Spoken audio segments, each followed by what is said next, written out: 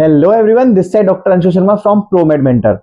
As we promised, today we are here with a very important update as well as a very informative video regarding NEET PG 2024 counselling. तो शुरू करते हैं। अभी NEET PG का schedule आया ही था, उससे पहले हमको राउंड 1, राउंड 2, राउंड 3 में काउंसलिंग किस तरह से आगे बढ़ेगी उसका भी परफॉर्मा हमारे सामने आया है। तो उस पर डिटेल इन्फॉर्मेशन ये वीडियो आपको देगी, तो इस वीडियो को लास्ट तक देखें और हाँ, अपने चहीते दोस्तों के साथ जरूर शेयर कीजिएगा। हेलो एवरीवन, तो बिना टाइम को वेस्ट किए समझते हैं नीट पीजी 2024 का काउंसलिंग शेड्यूल, जो कि अभी की अभी एमसीसी ने अपनी साइट पे अपलोड किया है। And as you can see the information bulletin here, so we'll directly jump towards okay, fine. So this is the counseling schedule and counseling scheme as per the guidelines of the MCC. तो देखते हैं हम यहाँ पे कि counselling शुरू होने के बाद हम को क्या क्या करना होता है और क्या क्या चीज़ें इंपॉर्टेंट होती हैं।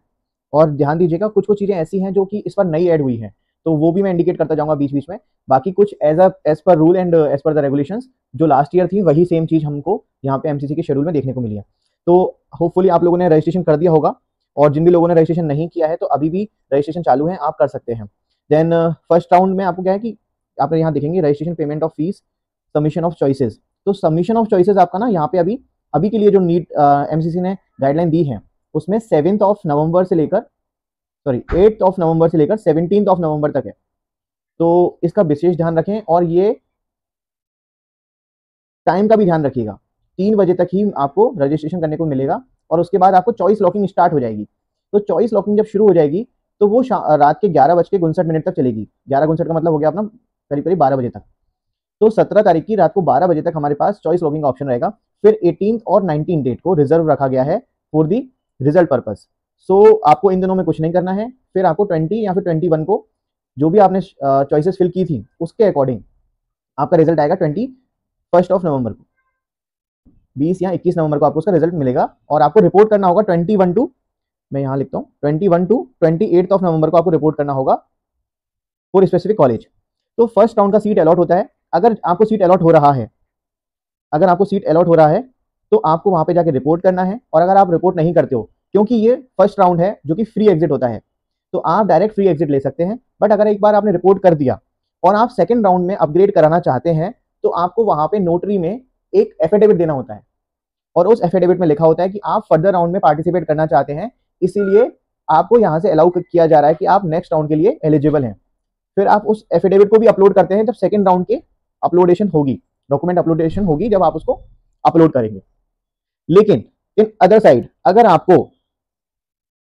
आपको सीट नहीं मिलती है तो डायरेक्टली आप सेकंड राउंड में एलिजिबल हैं। आपको उसके लिए कुछ एफिडेविट नहीं बनवाना है और ना ही आपको अपग्रेडेशन प्रोसेस का पार्ट बनना है। वो डायरेक्टली आप सेकंड राउंड के लिए एलिजिबल हो जाएंगे। एक चीज और मैं बताना चाहूंगा अभी इस जगह पे कि अगर आप एफिडेविट बनवाते हैं तो आपका वहां पे डॉक्यूमेंटेशन वेरिफिकेशन होगा है।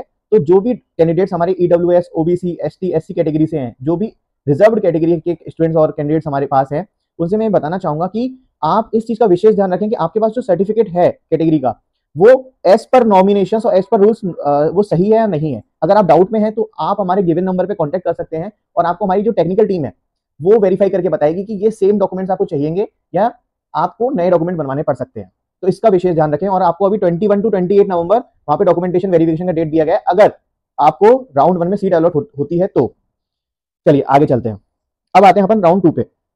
जैसे ही हम राउंड 2 पे आते हैं तो हमको ये चीज समझ में आती है कि राउंड 2 में आने के बाद 2 तरीके हैं, या तो आपका फ्रेश रजिस्ट्रेशन हो, और फ्रेश रजिस्ट्रेशन आपका उन लोगों के लिए जरूरी है जिनको सीट नहीं मिली थी या फिर जिन्होंने रजिस्टर नहीं कराया था पहले। वो फ्रेश रजिस्ट्रेशन और चॉइस फिलिंग होगी आपकी। चॉइस फिलिंग के लिए दोबारा से सीट मैट्रिक्स आएगा। तो मैं आपको बता दूं, हर राउंड के बाद एक बार सीट मैट्रिक्स आता जरूर है कि कौन सी सीट खाली थी, कौन सी सीट भर गई है और कौन सी सीट नई ऐड हुई है। अब मैंने नई ऐड हुई सीट पे ज्यादा जोर दिया है क्योंकि जो न्यू सीट्स ऐड होती हैं वो फर्दर राउंड में रिफ्लेक्ट होती हैं, उससे प्रीवियस राउंड में ऑब्वियस सी बात है रिफ्लेक्ट नहीं होंगी। तो सेम होगा उसमें। लेकिन यहाँ पे उन्होंने एक नोटिफाई किया है, एक चीज को बताया है कि if upgraded then candidate must relieve from round 1। अगर आपने फर्स्ट काउंसलिंग में, जस्ट एग्जांपल कि जिसने इस साल डर्मेटोलॉजी ली है, उनका मैं एग्जांपल देता हूं, वही हमारी टीम का पार्ट है। डॉक्टर गरिमा, उनका लास्ट ईयर फर्स्ट राउंड में पिंपरी चिंचवड जो कि पुणे में एक कॉलेज है वो अलॉट हुआ था। अब उस कॉलेज को अलॉट होने के बाद में अगर उन्होंने वहां पे डॉक्यूमेंट वेरिफिकेशन करा लिया है और नोटरी से अगर उन्होंने एफिडेविट बनवा लिया है कि फर्दर राउंड में पार्टिसिपेट कर सकते हैं, उनके लिए है जिस तरीके से कि if upgraded then candidate must relieve from round 1, क्योंकि आपके डॉक्यूमेंट उस कॉलेज में ऑलरेडी सबमिटेड हैं, तो आपको वो एफिडेविट के बिहाफ पे और आप जो नया राउंड 2 में आपको जो कॉलेज अलॉट होगा वो अलॉटमेंट लेटर दिखा के अपने डॉक्यूमेंट रिलीज करवा सकते हैं राउंड 1 वाले कॉलेज से। चलिए आगे चलते हैं। अगर राउंड 2 में सीट अलॉट नहीं होती है तो क्या करें? राउंड 2 में सीट अलॉट नहीं होती है तो candidate is eligible to participate in further rounds as usual. Then अगर सीट अलॉट हो जाती है तो seat allotted in round 2 but not reported. हाँ, एक चीज ध्यान रखिएगा, अगर आपको सीट अलॉट हो जाती है तो आपकी जो क्वेश्चन बनी है वो फोर्टिफाइड हो जाएगी। जो डिपॉजिट आपने 25,000 का जो डिपॉजिट दिया है ऑल इंडिया में वो आपको नहीं मिलेगा वापस से। Report to allotted institute, complete the admission process, और इसके लिए न्यू गाइडलाइंस आएंगी। आपको फिर से वही 7 से 8 दिन का टाइम मिलेगा और आपको इसमें रिपोर्ट करना होगा। और अगर आप राउंड 3 के लिए विलिंगनेस शो करते हैं तो अपन उसका आगे देखते हैं। चलिए यहाँ पे राउंड 3 आ गया अपना। राउंड 3 में fresh registration and choice filling. अब यहाँ पे आप ध्यान देंगे तो एक जस्ट अ मिनट,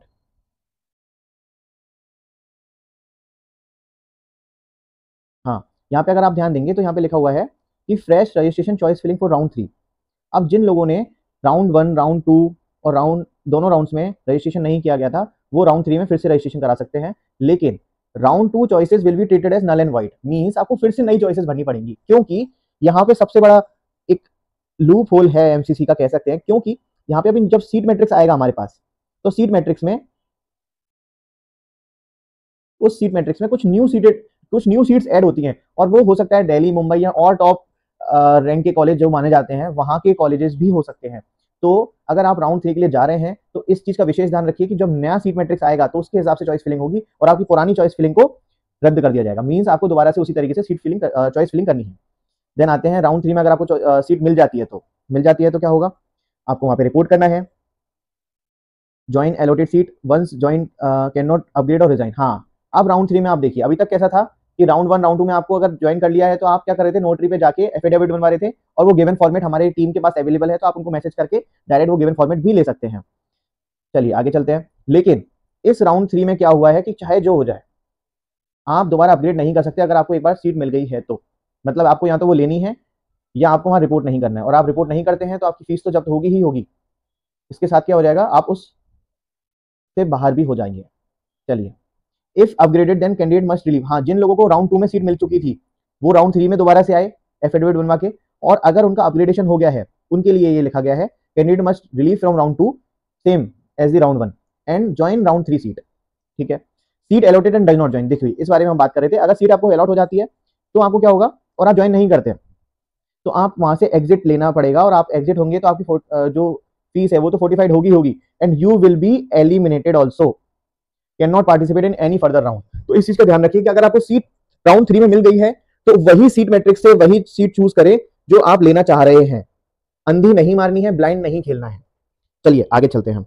अगर आपको सीट नहीं मिलती है तो क्या होगा? सीट नहीं मिलती है तो कोई कुछ नहीं होगा। You are eligible for the stray round and stray round is a jackpot round, क्योंकि कई बार स्टे राउंड में ऐसी सीट्स आ जाती हैं जो पीछे वाली रैंकों को भी मिल जाती है जो ऊपर वाली रैंक छोड़ते छोड़ते आए थे।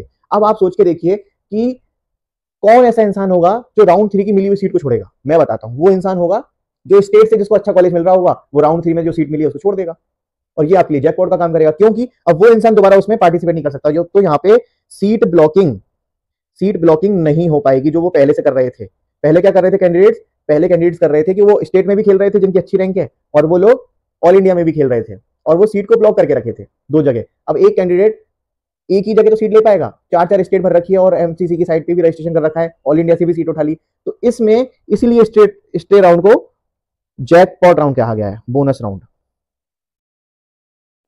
चलिए अब स्टे राउंड की क्या कंडीशन है वो देख लेते हैं। Fresh registration and choice filling, इसके लिए दोबारा से रजिस्ट्रेशन कराना होगा और वो फ्रेश रजिस्ट्रेशन होगा इस बार।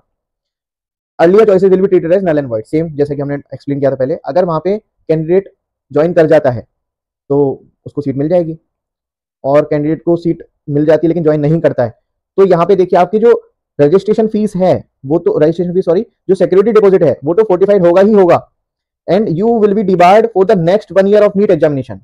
तो नीट एग्जामिनेशन से आप डिबार कर दिए जाओगे। पहले काउंसलिंग से डिबार होते थे, अब डायरेक्ट एग्जामिनेशन से ही डिबार हो जाओगे। अगर आपको इस पूरे चार्ट में, इस पूरी प्रोसेस में कहीं भी कंफ्यूजन है या आपको लगता है मैंने कुछ गलत बोल दिया, तो प्लीज आप मैसेज में या फिर कमेंट बॉक्स में जरूर बताइए। I will rectify, and if you have any kind of confusion, then I will give the answer and provide you the best solution what I have.